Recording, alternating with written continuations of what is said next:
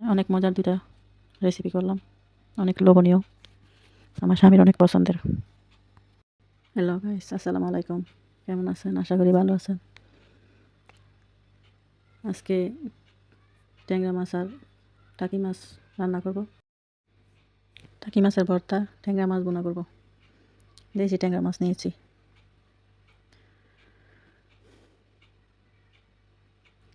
টাকি মাছটা ভর্তা বানাইলে একটু খাওয়া যায়, নাইলে খাওয়া যায় না। তাছাড়া টাকি মাছ আমরা এত পছন্দ করি না, অনেকে আছে টাকি মাছ অনেক পছন্দ করে।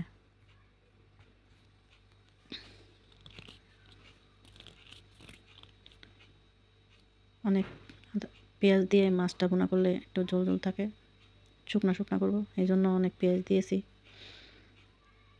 আমরা আবার তরকারির মধ্যে আদা রসুন বাটা খাই, এই জন্য আদা রসুন বাটা দিয়ে দিলাম। এখানে একটু পানি দিয়ে হলুদ মরিচ দিয়ে দিলাম, লবণটা একটু আগেই দিয়ে দিয়েছিলাম। মাছটা বাইজা নেওয়ার কারণে মাছটা ভাঙবে না আর কি,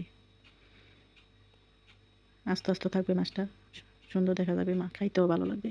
সাথে একটু টমেটো কুচি দিয়ে দিলাম, একটু হালকা টক টক লাগবে, ভালো লাগবে।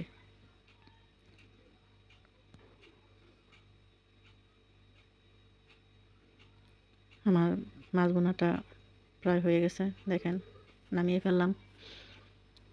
এখন টাকি মাছটা বেছে নিয়ে কাঁটাটা ফালাই দিয়ে ভর্তা বানিয়ে ফেলবো।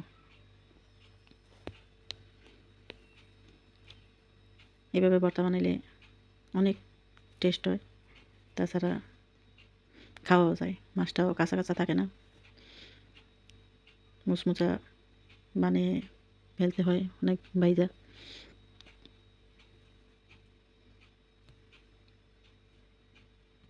কী করবো বলেন, বিলারি দিলেও মাছ টাকি মাছ খায় না, জাটকা মাছ ছাড়া, তাই টাকি মাছটা ফালাই দিতেও মায়া লাগে।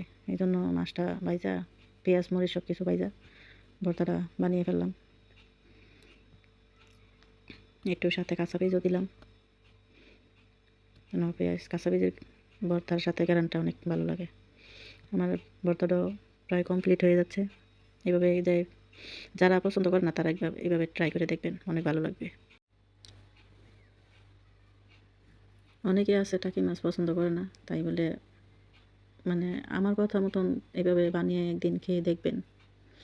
যদি ভালো না লাগে তাহলে বলবেন যে ভালো লাগে নাই, কমেন্ট করে জানাতে পারেন। আর আমি নতুন তো, আমার পেজটা একটু ফলো করবেন, সাবস্ক্রাইব করবেন, একটু লাইক দিবেন, কমেন্ট করবেন।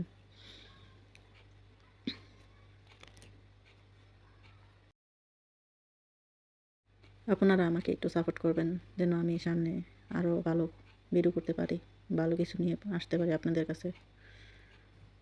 আর দৈনিক আমি যা রান্না করি তাই আপনাদের সাথে শেয়ার করি। ভালো লাগলে কমেন্ট করে জানাবেন, আর ভুল ত্রুটি হয়ে থাকলে ক্ষমার দৃষ্টিতে দেখবেন।